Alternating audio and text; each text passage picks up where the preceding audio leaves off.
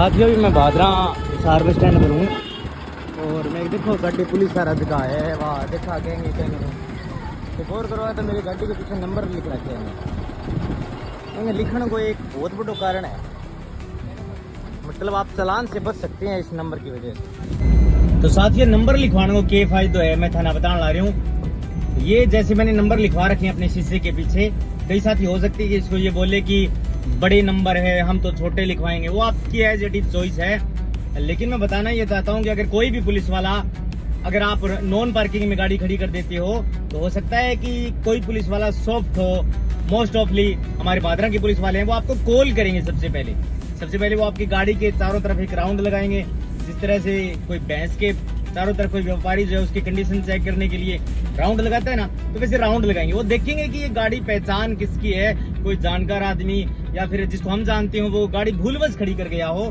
तो वो आपको एक चांस देते हैं। वो आपको कॉल करेंगे और कहेंगे कि भाई साहब ये गाड़ी जो है वो आपकी नॉन पार्किंग में खड़ी है, इसलिए आपको तुरंत करके आप जो है वो ले जाइए। तो ये दोस्तों अच्छी बात है, अदरवाइज ये प्रोसीजर भी नहीं है। अगर पुलिस वाले इस चीज को फॉलो ना करें, आपने गाड़ी नॉन पार्किंग में खड़ी कर रखी है, मान लीजिए आप मूर्ति चौक पर गाड़ी खड़ी करके चले गए, वहां पर तो मोस्टली जो है वो भीड़ रहती है, भादरा की हद स्थली है। अगर वहां पर आप गाड़ी खड़ी करके चले गए और ऊंची जो गली है जिसको उंचलती गली बोलते हैं, वहां पर आप चले गए तो पुलिस वाला आपको मोस्टली फोन करता है। लेकिन अगर वो फोन भी ना करे तो वो एक क्रेन मंगाएगा और आपकी गाड़ी जो है वो एमवी एक्ट की धाराओं के तहत सीज कर दी जाएगी।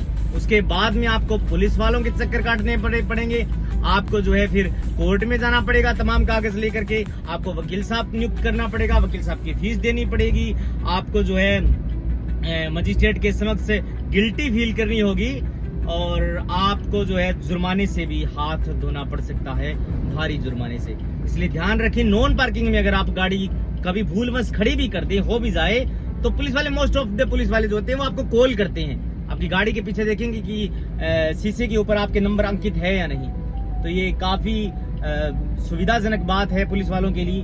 और मैं जो है वो वीडियोस बनाता हूँ पुलिस प्रशासन के, कई बार ऐसी वीडियोस बनाता हूँ कि वो गलत करते हैं समाज के अंदर। लेकिन सारे पुलिस वाले, सारे वकील, सारे डॉक्टर, सारे अध्यापक एक जैसे नहीं होते, सारे पत्रकार एक जैसे नहीं होते। मोस्ट ऑफ द लोग जो हैं वो अच्छे लोग होते हैं, वो आपको चांस देते हैं। अब कई साथी ये सवाल कर सकते हैं कि ये तो आपका काम है, अगर चालान नहीं होगा, अगर ट्रैफिक पुलिस जो है वो चालान नहीं काटेगी तो आपका काम कैसे चलेगा। दोस्तों हॉस्पिटल कोई भी अगर डॉक्टर खोलता है तो वो ये नहीं सोचता कि इलाके की जनता बीमार रहे, वो ये चाहता है कि अगर इलाके की जनता बीमार हो जाए तो मैं किस लिए हूँ, मैं उनका इलाज करूंगा। तो अधिवक्ता इसलिए नहीं होते कि वो आपसे सिर्फ मोटी रकम पैसा वसूल करे। अधिवक्ता का काम भी है कि लोगों में जागरूकता लेकर के आए। अधिवक्ता का काम ये है कि वो समाज की अग्रणी पंक्ति में खड़े होकर के आपको अवेयर करे। लेकिन फिर भी आपको दिक्कत आ जाती है, तो मैंने कहा है ना कि आप अपने देश में सुधारात्मक दंड प्रणाली है, वकील साहब उसको फॉलो करते हैं और आपको रिलीफ देती है। लेकिन इसमें परेशानी तो होगी ना आपकी, आपको चक्कर काटने पड़े, आपको जुर्माना देना पड़ा, वकील साहब की फीस देनी पड़ी, पुलिस वालों के चक्कर काटने पड़े। कोई भी पुलिस वाला भी ये मोस्टली नहीं चाहता कि लोग जो है वो कानून ब्रेक करें, रूल ब्रेक करें। वो चाहते हैं कि कानून व्यवस्था ठीक से रहे, और ठीक से रहेंगे तो फिर आपको जुर्माना नहीं देना पड़ेगा। अगर ठीक नहीं रहेगी कानून व्यवस्था तो पुलिस वालों को भी दिक्कत आएगी। इलाके के अंदर अगर परिस्थितियां गंभीर हो जाती हैं तो पुलिस वालों को भी दिक्कतें आती है। इसलिए पुलिस का काम ये है कि वो करते भी हैं मोस्टली कि वो रूल्स को जो है वो लागू करते हैं, लॉ एंड ऑर्डर मेंटेन करने का काम है पुलिस का।